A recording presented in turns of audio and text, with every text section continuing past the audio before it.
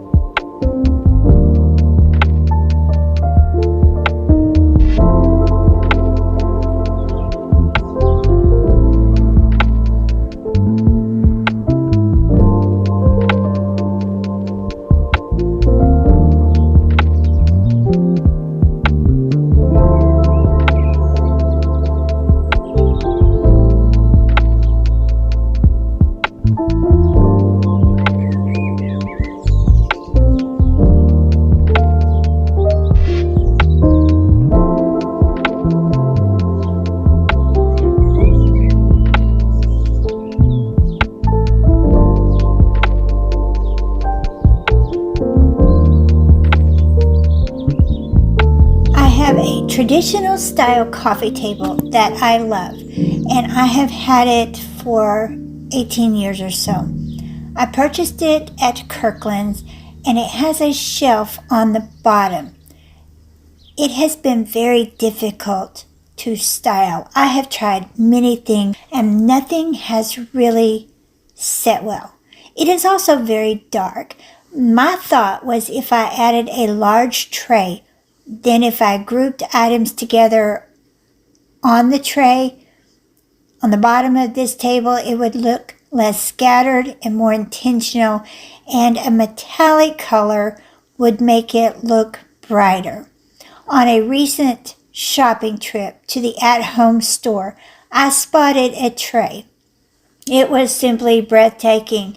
It was gold. It was 24 inches by 11. It was $60, and I could not justify that price.